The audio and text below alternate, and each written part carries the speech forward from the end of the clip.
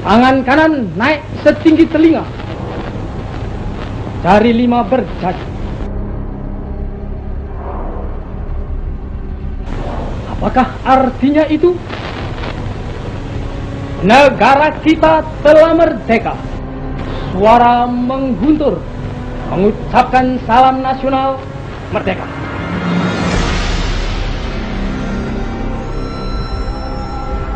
Dan kita siap sedia mempertahankannya, walau dengan jalan yang bagaimanapun juga.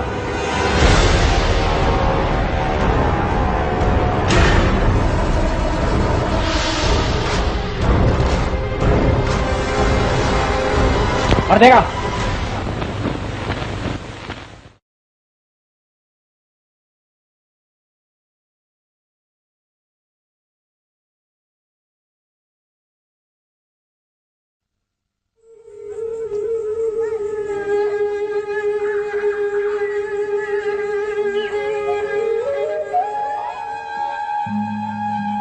The family, we were just all at home. The kids, my sister-in-law was in the house, my 2 children, and Hood was there.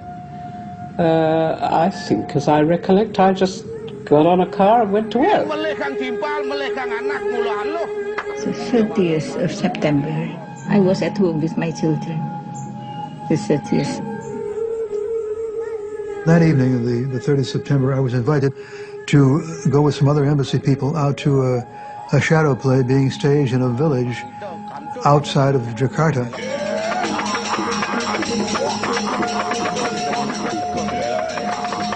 And it was a lot of fun.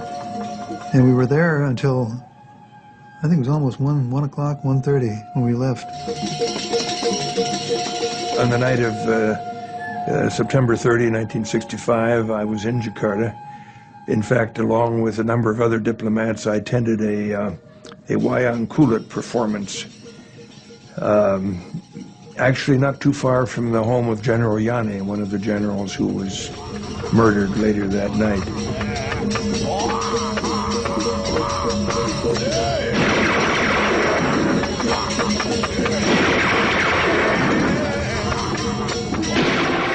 On the 30th of September 1965, 6 of Indonesia's most senior generals were dragged from their beds and brutally murdered. The events of this night led to the bloody mass destruction of the largest communist party outside China and the Soviet Union. It proved to be a major turning point at the height of the Cold War, when the West would help an Indonesian general seize power to become one of the most ruthless dictators of the 20th century.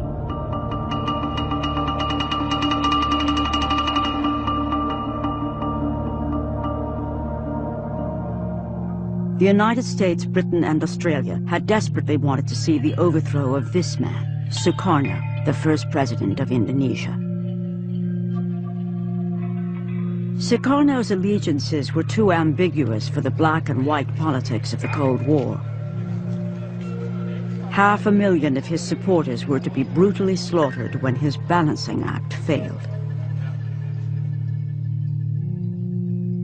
But buried deeper than the hidden bodies is the story of the West's involvement and of the deadly propaganda war that still obscures the truth to this day.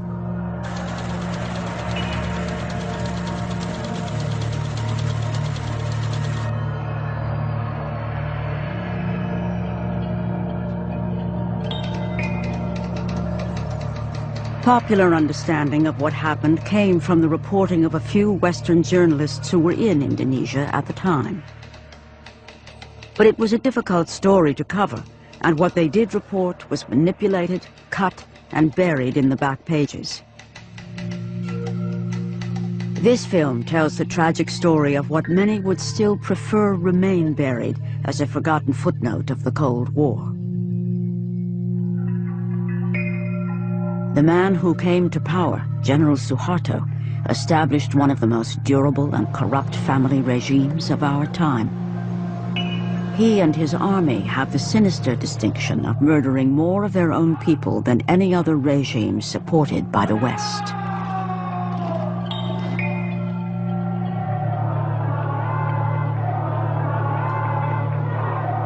More than 30 years later, after massive popular revolt, General Suharto finally falls. Berhenti dari jabatan saya sebagai Presiden Republik Indonesia, terhitung sejak saya bacakan pernyataan ini.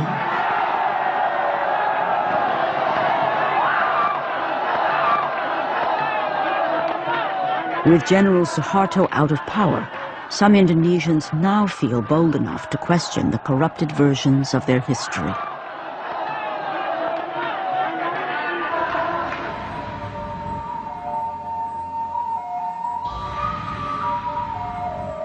One untold story is about to be revealed in the mountains of Java as the first mass graves are finally opened. Joyo Santoso is the only member of his family who now feels it is safe enough to talk about his brother who lies buried here. Kakak saya namanya adalah Ibnu Santoro MA, Master of Arts. Di sini adalah dibunuh, kemudian ditembak, kemudian dimasukkan ke dalam lubang, ya, 2 lubang yang ditumpuk satu persatu.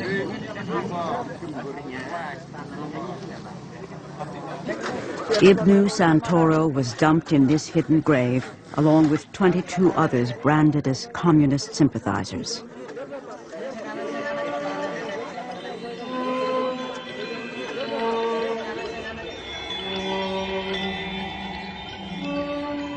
Another legacy of General Suharto was hundreds of thousands of political prisoners. One of those was Dr. Sumiyosi, who was a pediatrician in the capital, Jakarta. Yeah, I stayed in prison 11 years in 10 places. Yeah, okay. Yeah. Dr. Sumiyosi was arrested without warrant, then detained without trial for allegedly being associated with the Indonesian Communist Party, the PKI. My crime is only that I was member of the HSI, and the HSI, it is the Indonesian Scientist Organization. It's a legal organization, but they think that the HSI was a branch of the PKI because HSI always worked for the people, and the army, they are very stupid. They are very stupid, very, very stupid. It is only now, too, that those forced into exile are finally free to return. Like Carmel Budiarjo, an Englishwoman who settled in Indonesia in the 1950s. I returned to Indonesia as part of the victory of the Indonesian people in getting rid of Suharto, because as long as Suharto remained in power, I would never have been able to get back.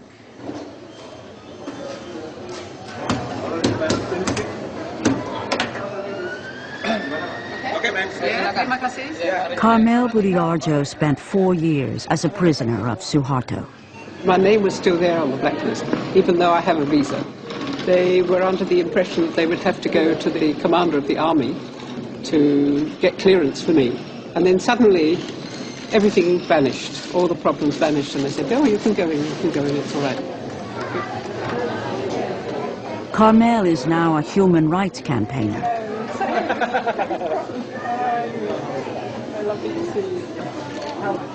Her friends hope that her visit will help break the conspiracy of silence about the events of 1965.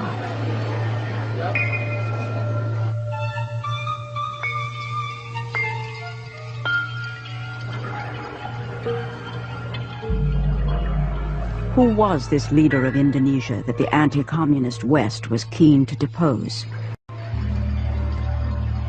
Sukarno was born in 1901 in Java, the dominant Indonesian island. He grew up under the demeaning rule of Dutch colonialism.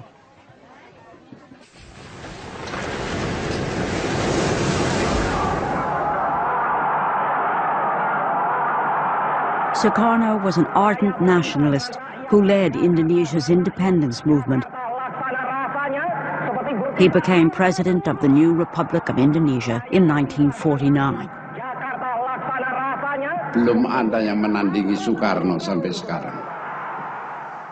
Dialah yang mengerti nasion Indonesia itu.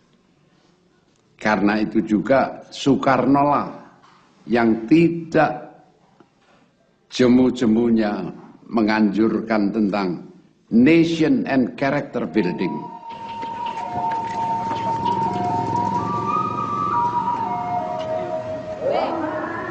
President Sukarno's ambition was to unite a new nation from a clash of cultures, languages, and the world's main religions.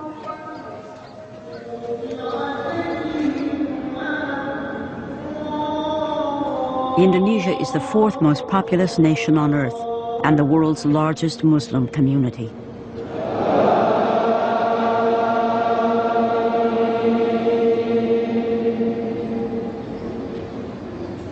Kepribadian banteng.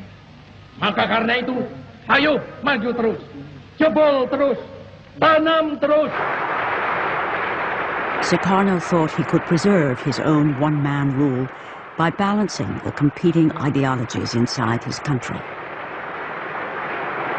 I tolerate all ideologies. The nationalist ideologies, the religious ideologies, the communist ideologies. So far, they are not making trouble or damage to the Indonesian state.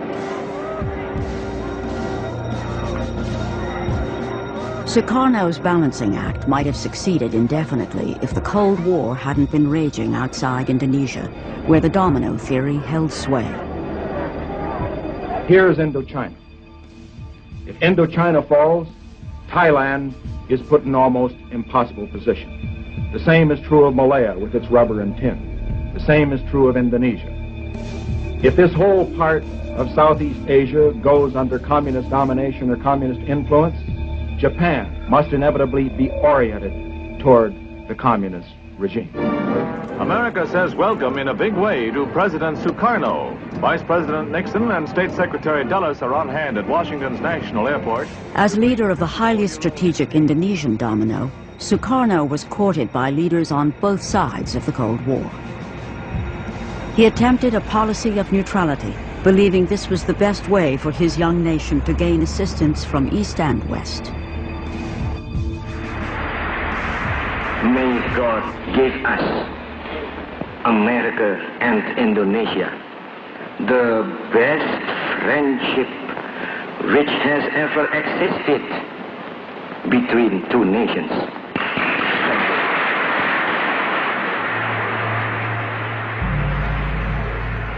Only 3 months after his address to Congress, he visits China and the Soviet Union. This was interpreted by Washington as going over to the communist enemy.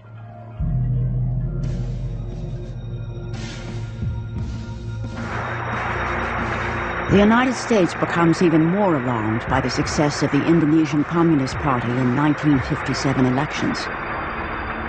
Indonesia is now seen as a questionable ally.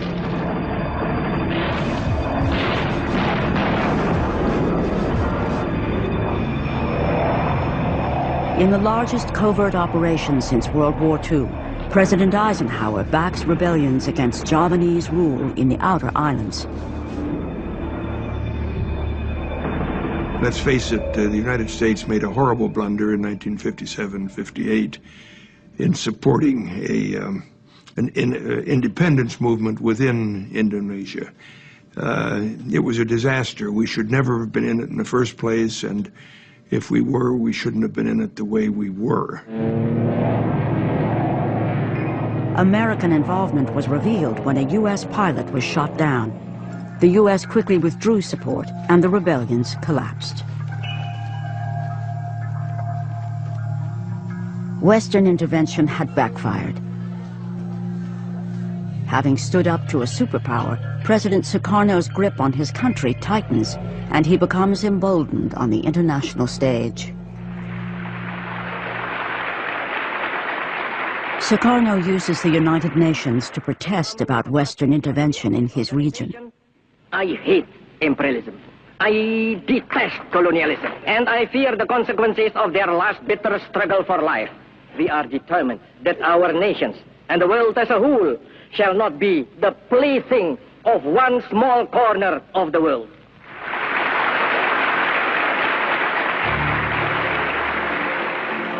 Shortly afterwards, Britain moves to form the new state of Malaysia on Indonesia's border. Sukarno is not consulted. Incensed, he launches a military campaign against British forces to crush Malaysia.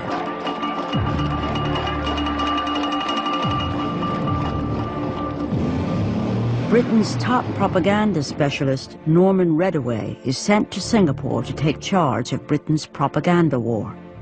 What I remember Norman telling me, his mission was very simple. Do anything you can, he was told, to get rid of Sukarno.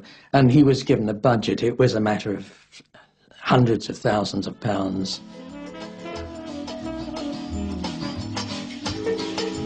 Sukarno had a well-deserved reputation as a womanizer. The CIA had tried to undermine him in the eyes of his people by producing a pornographic film with a body double wearing a Sukarno mask.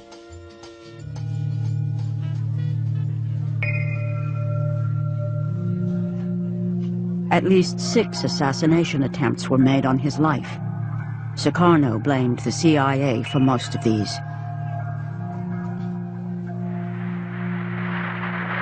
Sixth National Congress of the Indonesian Communist Party open. By the 1960s, under the leadership of Chairman Aidit, the PKI had become the largest communist party outside China and the Soviet Union, with over 3 million members.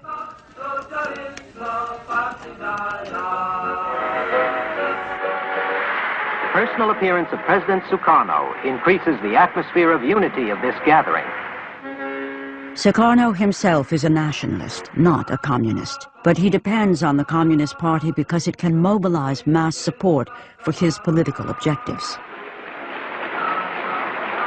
In return, Sukarno protected the PKI by banning anti-communist press and by restraining the army, also a potent political force in Indonesia. The chairman of the Communist Party had outlined a new approach of a kind of parliamentary road to power. At the same time, the Indonesian army was fairly unique because it operated also like a political party. And in that sense, the Communist Party and the army were in competition with each other, all from the village level up to the capital city. The West, as well as many Indonesians, fear the country is in danger of falling into communist hands. Supporting the army is seen as the best hope for the anti-communist cause. With the PKI growing rapidly under Sukarno's protection, the lines are drawn for an inevitable showdown.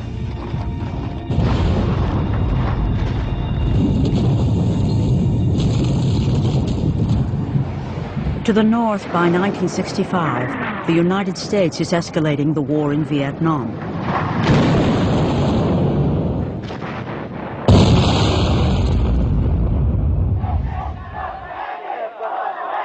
In protest, U.S. buildings in Indonesia become a target. There were mass demonstrations, thousands of screaming demonstrators that would throw rocks at our embassy, and several with flaming rags around them. So we were, in effect, public enemy number 1 at that point. We had replaced the British. Anti-Vietnam War protests are also the order of the day at the University of Wisconsin, where Ibnu Santoro has been studying economics for the past 5 years. Jadi dia 2 tahun selama di USA, dia mendapatkan ijazah MA. Kemudian dia mengambil doktor PhD dengan tambahan 3 tahun lagi. His friends from Wisconsin say he loved JFK, democracy, and the American way of life. But Ibnu's fate was to be sealed by the politics of his day.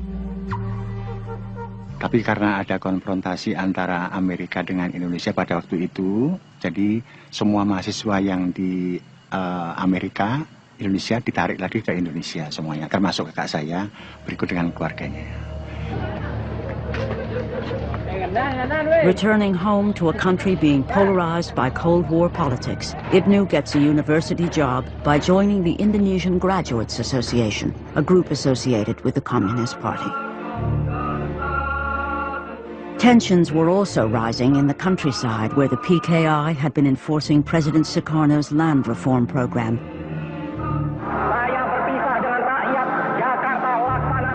When the UN backs the formation of Malaysia, Sukarno withdraws Indonesia in protest and declares he'll join an axis with Peking and Hanoi.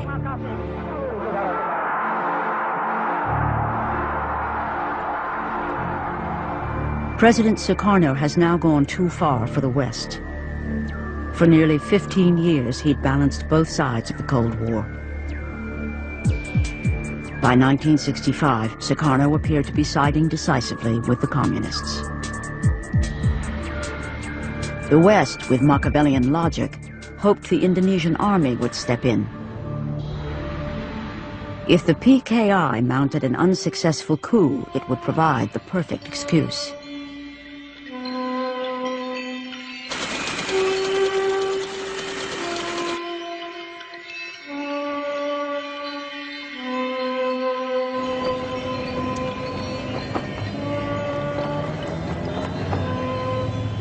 Certainly, 1965 was the height of the Cold War.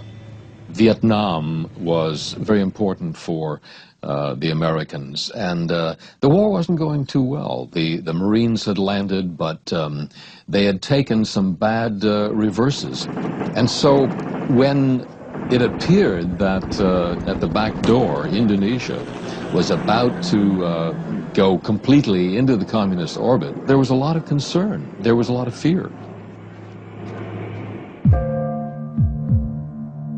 Then Sukarno appears to collapse at a public reception, raising the stakes even further. There were rumors that his kidney was failing, and of course put the army on high alert. It did raise questions. If he's sick, what will happen if he dies? Who will move? Who will take over? The PKI do it by themselves? Will the army do it? Will God knows who else do it? Rumors circulate that an Army Council of Generals, backed by the CIA, is plotting to overthrow Sukarno.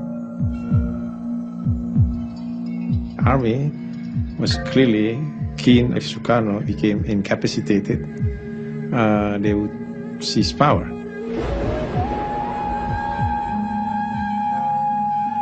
Ani raga patut waspada. Apa angon waspada darmo na jalan gisi. Angon munahang sahananing momo darawake bedewa ratu cicing borosan dugas pidan sing kita ane tata tutuk rakyat tadi sengsara lantas tuh.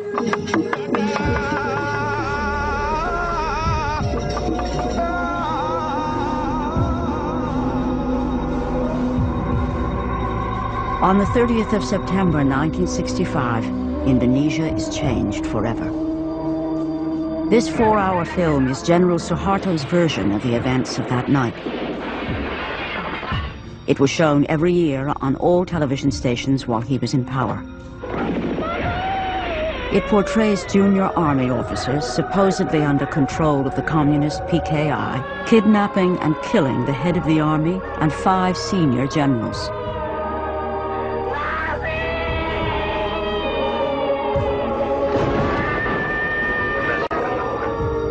General Suharto puts down the so-called 30th of September movement and heroically saves the nation. It's all over in less than 24 hours. My God, they said, well, they've done it. And then the air attaché came running in and said, there were the servants in his house said they were shooting out in back of his house. Some general got hit, they said. Turns out to be Panjaitan, who lived right behind him there. So, well, this was beginnings of a very upsetting environment. But we didn't know what the heck was going on. The morning of October 1st, when Time magazine called me and said, Don, there's been a tremendous coup. We don't know what's going on, but we know that 6 of the top Indonesian generals have been killed in this slaughter overnight. And we don't know whether Sukarno is behind it, what's going on, but you're the only person, the only journalist in Hong Kong that has a visa. 3 days after the murders, the bodies of the dead generals are discovered in a well. President Sukarno has appointed General Suharto to restore security. Suharto personally witnesses the exhumation. Suharto also closes down the civilian press. The army-controlled newspapers run false but graphic stories telling how communist women had tortured and mutilated the generals, gouging out their eyes, cutting off their sexual organs, and dancing over their bodies.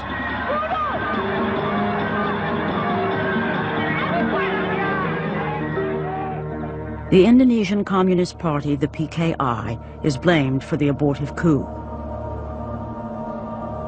The first big event I covered in Jakarta was the funeral of the 6 generals. We had heard tales about the way this slaughter had been done, the mutilation of the generals, how they had been tortured and killed. And we had no way of knowing it. We didn't speak to any eyewitnesses. And so if the army put out with authority that these bodies were mutilated, it became the perception. If the Communist Party was responsible, Western diplomats could not understand why it would mount such an ineffective operation. I would have said it made no sense at that time because the communists were moving very effectively. They were achieving their objectives by other means. And I would have said, why in the heck should they mount a coup? It was known that the murders were carried out by junior army officers calling themselves the 30th of September movement. But the question of who, if anyone, was pulling the strings behind these officers was much less certain. Nevertheless, the diplomatic cables do reveal the West was keen for Suharto and the army to drive home its advantage in this brutal Cold War struggle.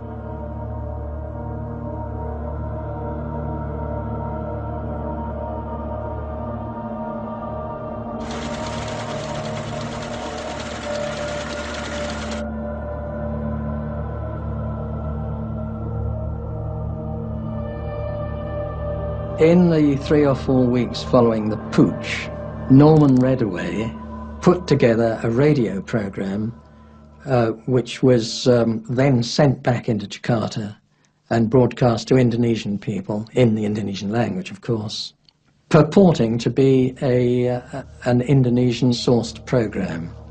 They were putting back a highly coloured version of the story that Suharto and his men were putting about.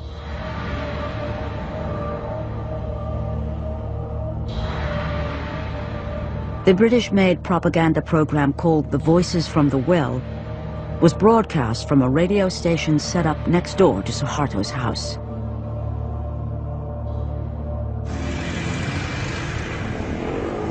The army set up a new tabloid to spread stories of the bestiality of the PKI. They emphasized that women will sink to utmost depravity under the godless communist influence. It didn't have to take great skills for the army to whip up sentiments against the communists. At the same time, I think the whole party was still left in the lurch because they still were in the mode of the parliamentary road to power. So they were essentially defenseless and armed without arms. Exactly the situation Aidit was worried about.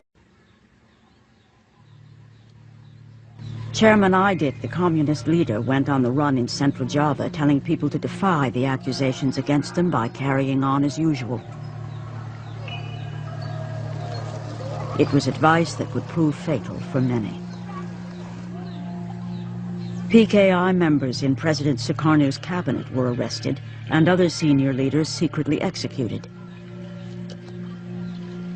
Sukarno was rapidly losing his grip on power. He appealed for calm, but was powerless to protect the Communist Party he had courted for so many years. After the 30th, when we heard about the rebels, we had very much very many books from Leninism, Marxism, and so on. My husband said that we must burn it.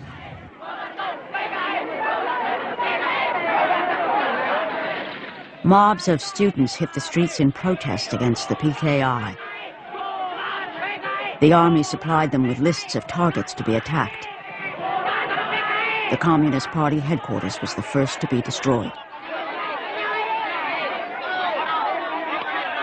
As time went on, we saw that the anti-Sukarno factions of students gained in strength and importance, and of course they were manipulated and steered by the army. I often saw army officers talking with or conferring with students, letting them know how far they could go that day.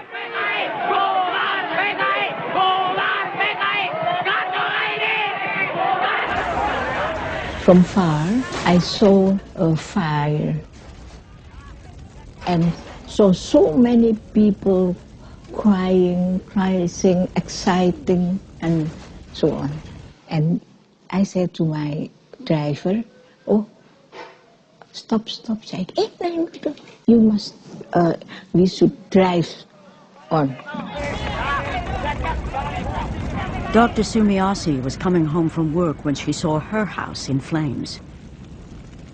Did you ever go back to your house, or was that the last? Oh, no, not anymore to my house. It's already destroyed by the 2 or 3 trucks hired by group of Suharto. Dr. Sumiyoshi and her husband left their 3 children with relatives and fled.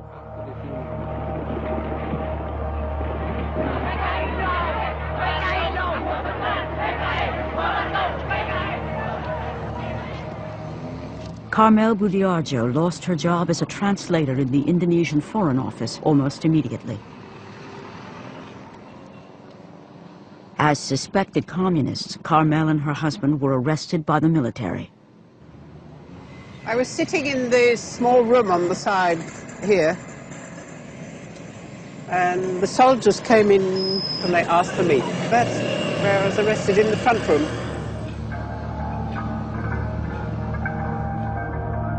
When we were sitting in this jeep taking us out of town, the fellow who was in charge, he said, "You have to blindfold." And that completely destroyed me, because I just couldn't understand why they were doing this. So I became hysterical then. And of course you always have the worst idea of what was going to happen. You know, going to be taken off and shot or something like that. She was to spend 4 years as a political prisoner.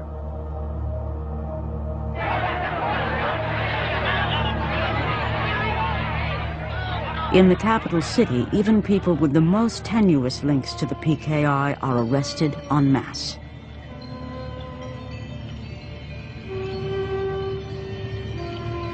With the names of party members being given under torture, the net gets wider and wider. Dr. Sumiyoshi and her husband are caught on the run. When Suroso called me for an interrogation, and he is very, very cruel, he said, "Are you a member of the PKI? Oh no. Are you doctor of the CC? I am not a member. How can I be a doctor of that?" As the wife of a party member, she was threatened with electric shock torture when she would not cooperate.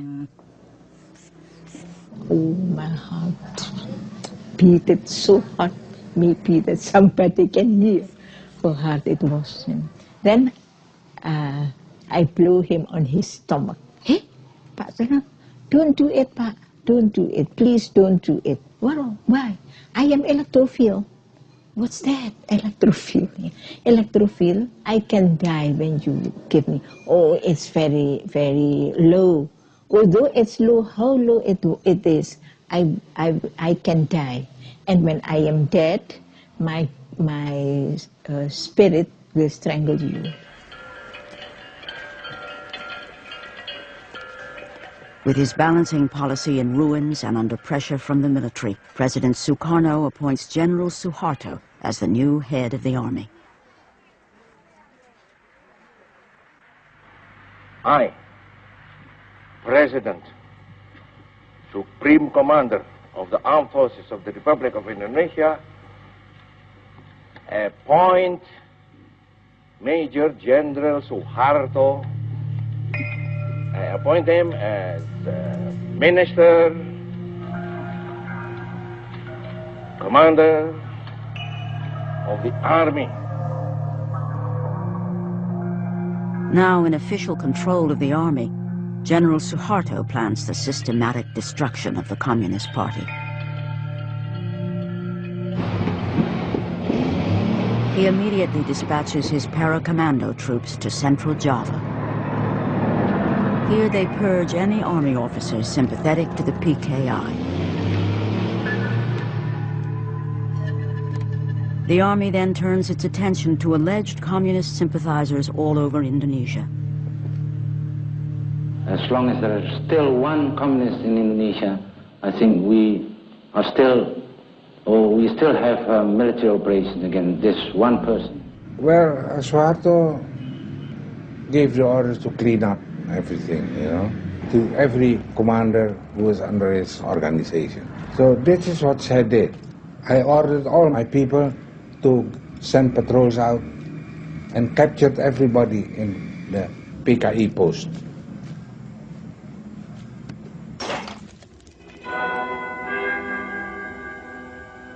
Captured PKI leaders at first stuck to their principles of keep your mouth shut, or you don't know anything, can't do anything, and don't understand anything. But the operations has found an efficient answer to these slogans by launching the drive of surrender, support the government, or die.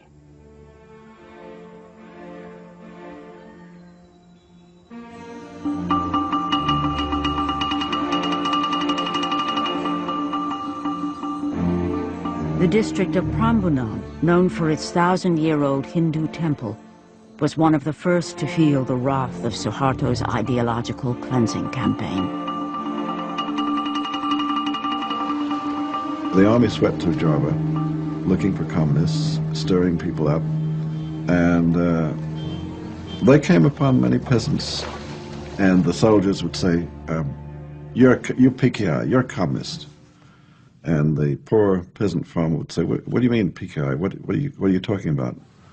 And the interrogation would go on, and the farmer might say, oh, you're talking about those guys who came around and offered us seed at cheap prices. Oh, yeah, sure. We signed up with them, but that doesn't mean I'm PKI. I wasn't a communist. Those are just fellows who helped me out when things were tough. And certainly they did kill communists. They also killed a lot of people who were probably not communists.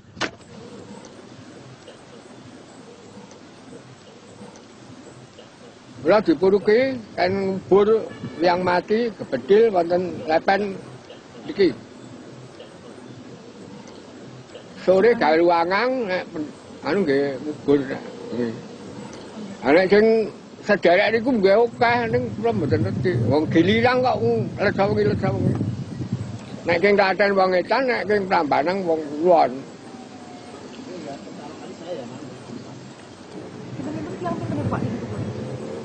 Nek elingan kula nggih antane 800-an nggih. Liwat.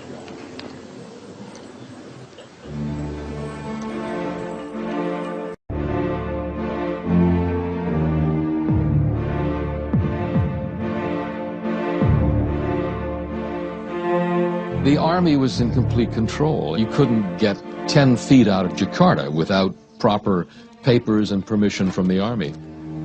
After hearing reports of great slaughter going on, I was finally allowed to drive down there.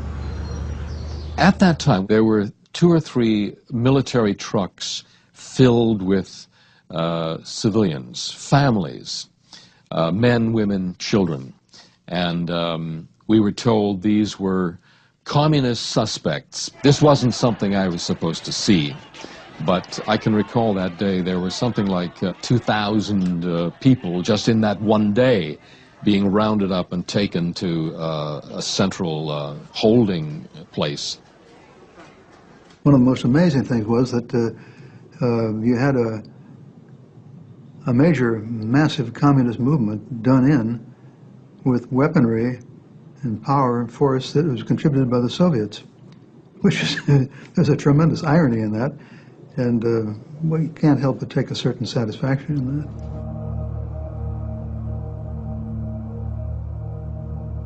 In Yogyakarta, Ibnu Santoro's name is given to the army. Jadi itu tepatnya adalah tanggal 10 November tahun 1965, ya. Kakak saya didatangi oleh 2 polisi militer, ya. Kemudian dijemput, kemudian dibawa untuk ke kantor polisi militer tadi itu. Terus kemudian pamit dengan istrinya sama anaknya dicium, terus kemudian sudah tenang aja. Saya mau ada urusan sebentar dengan pihak yang berwenang.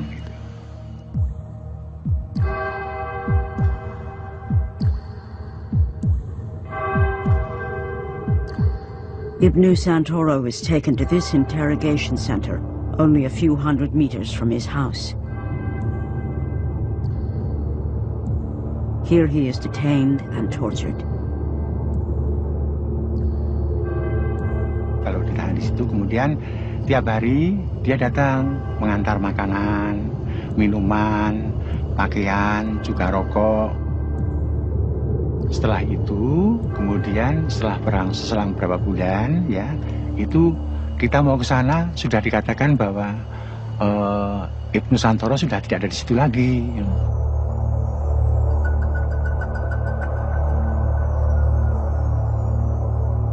Ibnu is taken on a 4-hour drive with 22 others.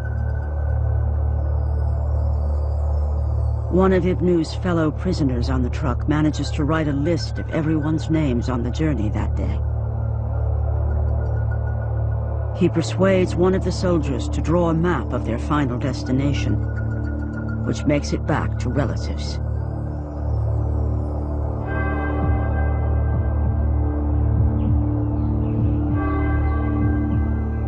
Ibnu is taken to a forest near the village of Kaliwiro, where a hole has been prepared.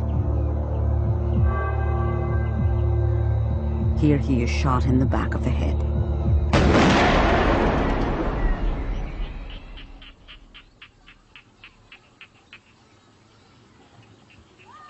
Seven weeks after the murder of the generals, Communist Party chairman Aidit is finally captured in central Java.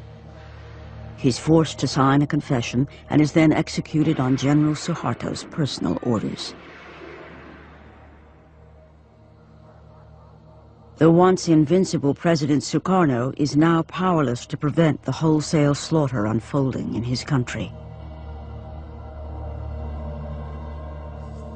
General Suharto and the army now plan his downfall and the complete takeover of government. The military arms civilian death squads and supervises further mass killings. This man was part of a Muslim militia gang in East Java in 1965. Sometimes, all the students were collected in a certain place and then instructed by a certain leader from the army, and they distribute to us a number of people, and ask us to kill them.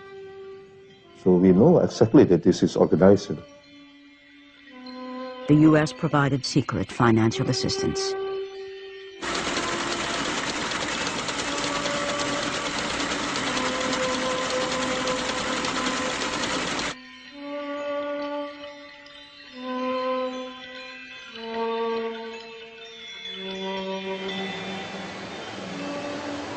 I saw many broken bodies and many pieces, torsos, legs, arms, floating in the canals. And this went on day after day, night after night. Hundreds of them.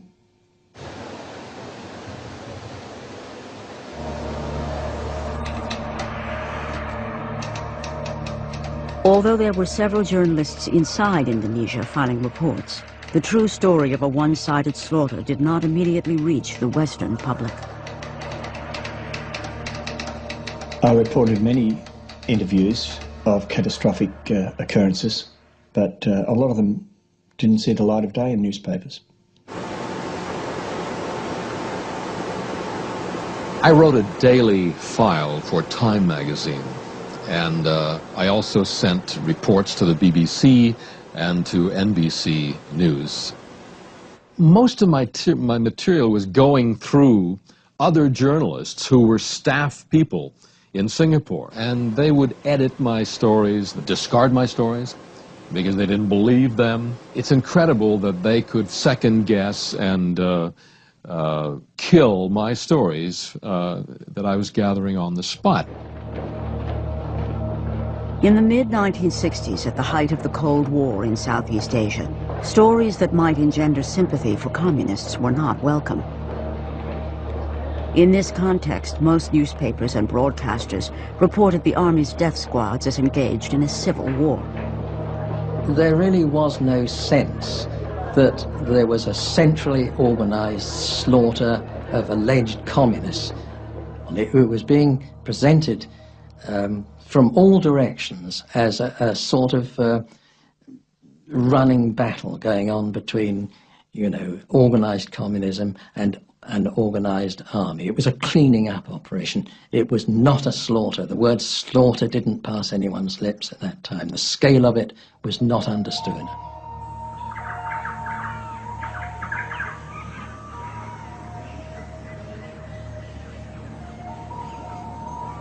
On the island of Bali, the army laid the groundwork for communal butchery. Propaganda teams toured the countryside, spreading stories of PKI plans for women to seduce and castrate soldiers to obtain weapons.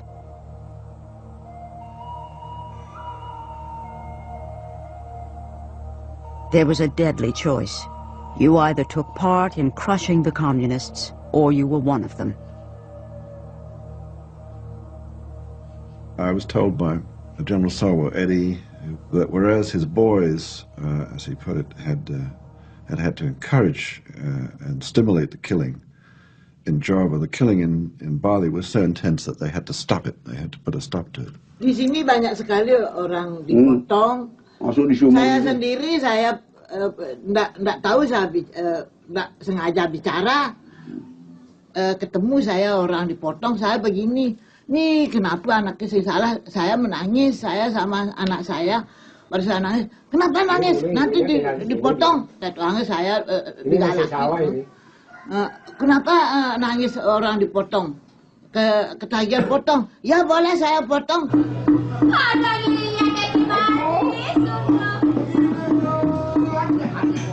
Today, the tourist brochures sell Bali as an exotic paradise. They don't mention that 80,000 people were butchered here in the space of only 2 weeks.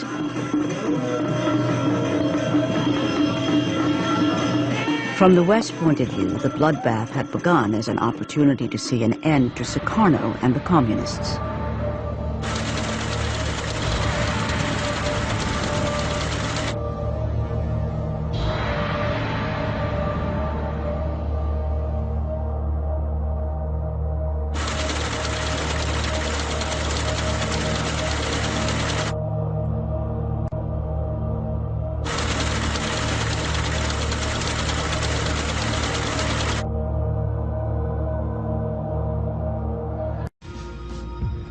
The only leader of the 30th of September movement left alive is Colonel Latif, who survived 33 years in prison.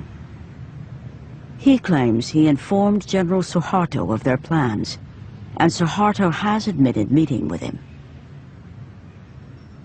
Saya malam itu sudah ketemu sama Sidarto, memberitahu kalau paginya akan dihadapkan para jenderal sama Bung Karno, karena semua sepakat Harto dianggap loyal sama Bung Karno.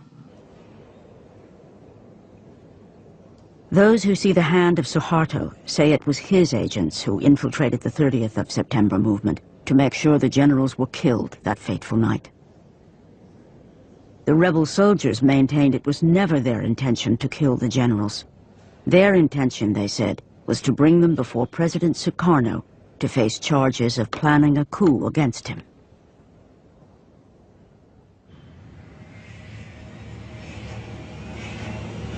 President Sukarno was put under house arrest for his supposed involvement. He died a broken man in 1970. But what of the role of Western intelligence agencies? Omar Dani, head of the Air Force, received a death sentence for his foreknowledge. Released after more than 30 years in detention, he clings to a view that many Indonesians like to believe.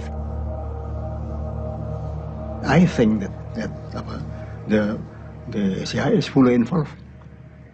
And Suharto cannot do that because at that time, I don't think that not one general has the capacity to arrange such an intricate and so complicated operations. As CIA station head at the time, Hugh Tovar denies the CIA had any involvement in the conspiracy. In my time, 64, 5, and 6, the CIA was never told to do any such thing. The CIA was sent out there to collect intelligence and report it to headquarters and to tell us what in the name of heaven is going on in that crazy country. You know, that's the way it was. And if the audience can't take that at face value, there's nothing I can say that's going to convince them. What is fully established is that Britain and the US gave extensive support to the army immediately after the murder of the generals, including providing weapons. The full extent will not be revealed until all the documents have been declassified, which could take many decades. For years, American diplomats strenuously denied providing lists to the Indonesian army, until recent declassifications revealed the truth.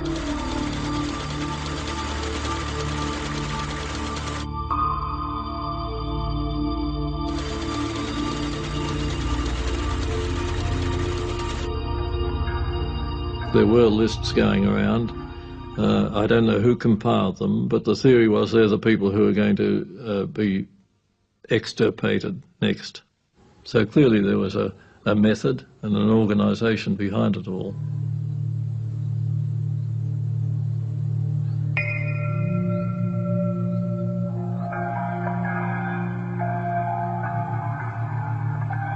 It may never be established how many people died in the massacres.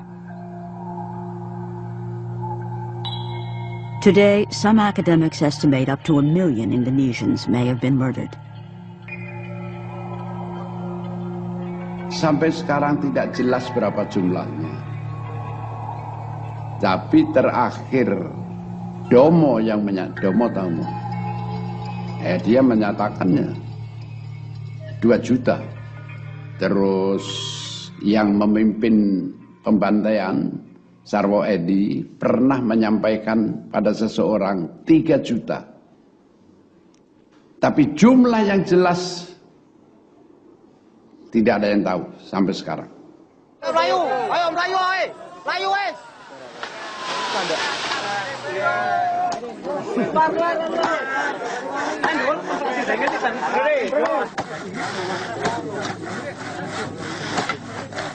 The newly established Massacre Victims Research Foundation wants to confront history by digging up the skeletons that have lain silent for 35 years. This wasn't Nazi-style industrial-scale killing. It was village-level murder with many thousands of graves spread across the country. Ya, kami mendapat surat dari yayasan itu yang mencari orang-orang hilang tadi itu, dan dinyatakan bahwa itu para korban yang telah dieksekusi sebanyak 23 orang itu, Kaliwiro ini, itu makamnya akan digali kembali.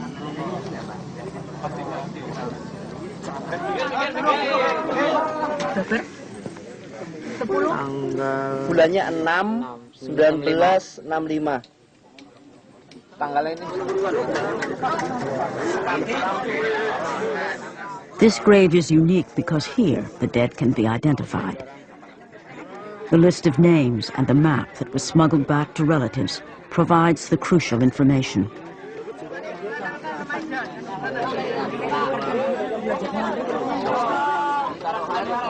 Sekarang saat ini ya, setelah kami mengetahui ada kerangka ya yang kalau diidentifikasi ya. Mas Ibnu itu siapa, Bu? Dr. Andus Ibnu Santoro.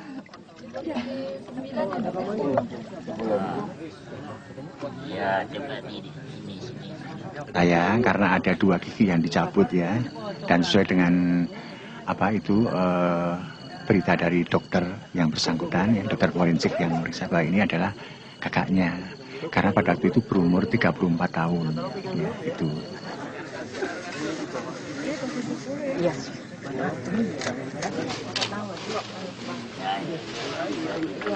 Gimana? Ini lubang keluarnya kayak. Ini lubang keluarnya. Lubang masuk. Ini masuk. Ya, keluarnya sudah ke sana. Ini.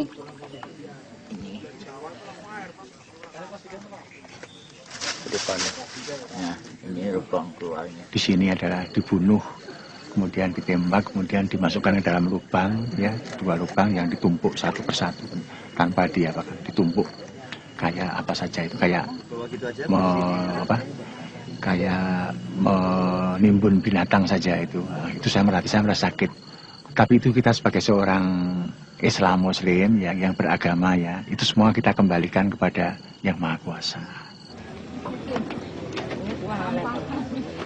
For Indonesian Muslims, it's traditional to make an annual visit to the graves of their relatives. These families can now rebury their lost relatives in accordance with their beliefs.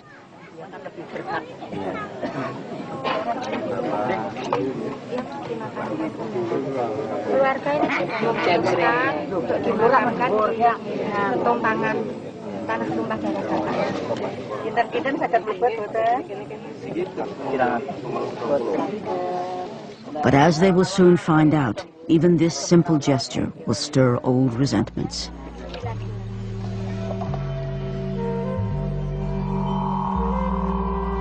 An estimated 600,000 political prisoners were held without trial in the early years of Suharto's rule. Carmel Budiarjo recalls sharing a prison cell with Dr. Sumiasi. What always sticks in my mind about Dr. Sumiasi was she said, we must not succumb to their bullying. And the way we don't succumb is by staying healthy. We have to survive.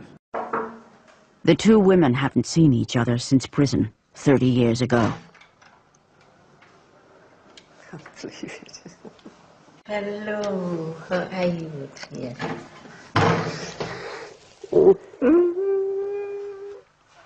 Kembali sekarang bisa kembali ke Indonesia. Ya, kembali. Karena lama tidak boleh. A Dutch cameraman came to Plantungan. Oh yeah. And you were in the film. Oh yeah. Examining the patient. With your ear. With my That's right, with your ear. The only doctor in Plantungan is herself a political prisoner. I am checking her heart with my bare ear.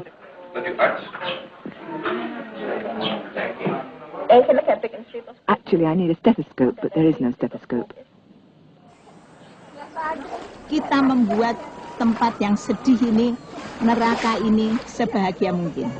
Hati tetap pedih. You don't jangan lupa. Ya, don't forget. We have always a tough and a bitter heart in our heart. All is bitter. But di luarnya, ya, kelihatannya itu kita ini ya biasa saja. Biasa saja. Sebab itu apa? Ya, oleh karena kita tidak tahu kapan mau keluarnya, berapa lama, jadi membuat hidup di sini ini sebaik mungkin. In the 11 years she was detained, Dr. Sumiasi barely saw her 3 children grow up. Kalau anak tidak tahu, kalau anak saya ngomong bahwa saya bukan anak saya, tahu. waktu itu dibawa ke pelantungan saya, terus ditawarin mesti keburu, anak berapa coach rodet tanpa anak, jadi berangkat sendiri. Nah gitu, jadi tidak pernah ngomong seitunya. She wanted to protect her children from the vilification directed at families of communist suspects. Even today, her children still call her auntie in public because of the institutionalized shame from the Suharto years.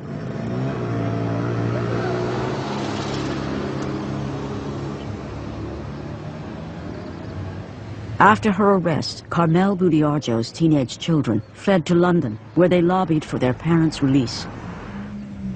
After 4 years, she was let out of prison and told never to return to Indonesia.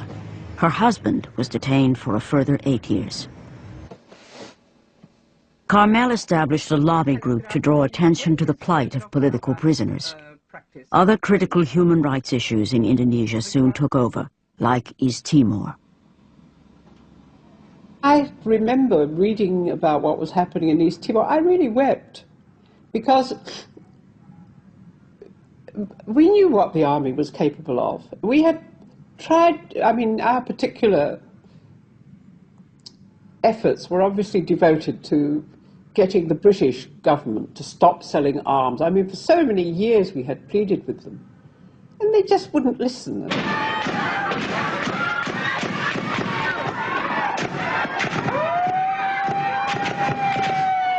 By the 1990s, the Indonesian army had been getting away with murder for 25 years with scant criticism from the West. But on this occasion, the Western media managed to get pictures of one of its massacres in broad daylight. In East Timor, the Indonesian army used their tried and true tactic of recruiting militia gangs, the tactic condoned by the West in 1965. I do see a line there right from the start. We condoned it, let's put it that way. I don't think we should have condoned it entirely as we did. We've given them the impression, particularly the army, that, you know, in the long run they can do what they like. But it was the people of Indonesia themselves who suffered on an even greater scale under General Suharto's military dictatorship. In Indonesia, the army was fully in control of the political instruments of power through surveillance and domestic intelligence, you know, conducting, you know, dirty tricks, operations, including extra-legal killings, kidnappings, you name it, torture, state terror.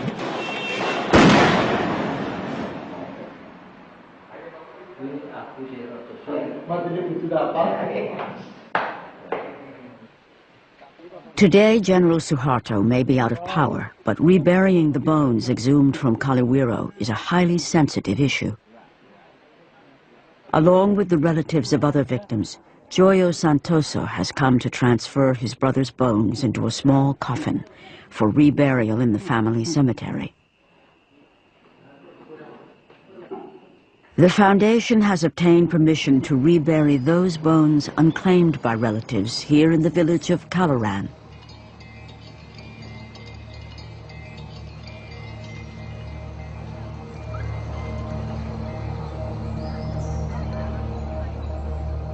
Local Muslims object and blockade the house.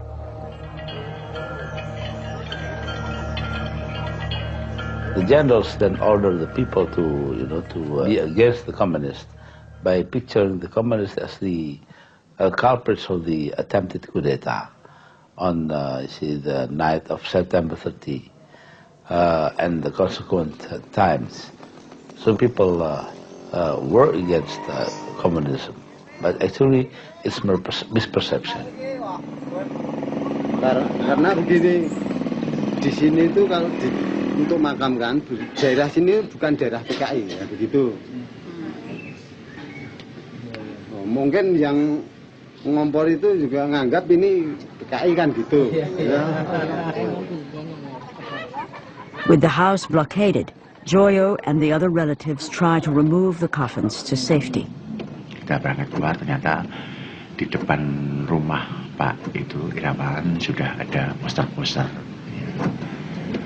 Ya, kemudian juga ada jadi pintu keluar itu sudah diblokir sehingga keluar masuk daripada rumah Pak Irawan itu sudah diblokir.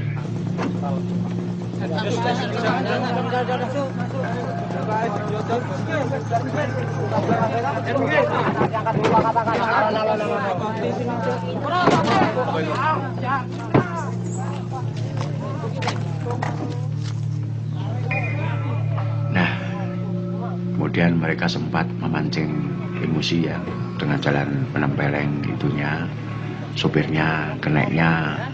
Terus kemudian Bu Sri juga semacam diperlakukan dengan kasar ya gitu. Silakan Ibu ke tempat Pak Irawan dulu. Tua-tua petinggal kamu. Silakan. Nah, setelah itu kemudian yang keluar yang pemimpinnya yang pakai kumis tadi itu teriak-teriak, pokoknya memaki-maki lah. PKI gini. Kemudian ayo siapa mau marah ya, sambil mengeluarkan pisau belati. Yang mau marah saya bunuh. Cuma kecemburuan ideologis, karena kita tahu semua bahwa yang akan dikebumikan ini tulang belulang dari orang-orang yang berdikatan sebagai ex G30'S. Joyo and the others managed to rescue their relatives' bones for later reburial.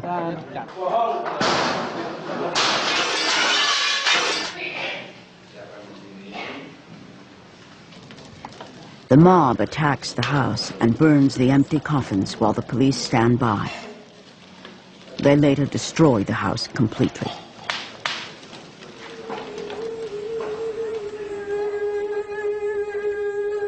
In the stories of the shadow plays, taken from ancient Hindu texts, injustice is bloodily avenged. Forgiveness is not part of the equation. What chance, then, for justice or reconciliation in Indonesia? Menurut saya rekonsiliasi itu kan lelucon saja. Ini sudah tugas negara harus mendirikan hukum, mendirikan keadilan untuk rakyatnya sendiri. Apa persoalan rekonsiliasi? Apa persoalan maaf? Ini itu. Yang penting hukum didirikan, keadilan didirikan, hak-hak asasi manusia didirikan. Itu persoalan yang harus dilakukan oleh negara.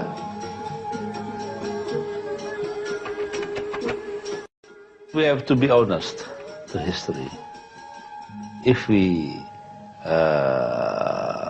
did a wrong thing, then we have to apologize for it.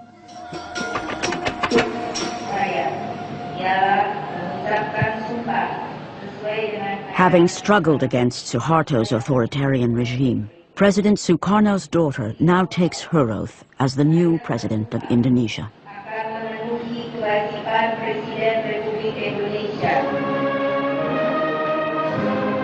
Like her father before her, Megawati Sukarno Putri must balance the volatile forces inside her country. The military remains powerful. Her only counterweight is Indonesia's fragile democracy and the shaky rule of law.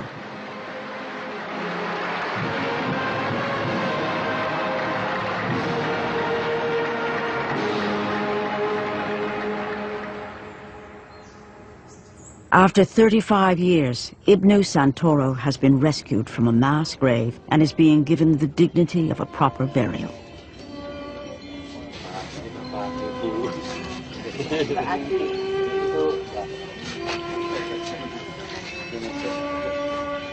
One person among the countless victims of this Cold War massacre is finally laid to rest. But in today's Indonesia, the ghosts are very much alive.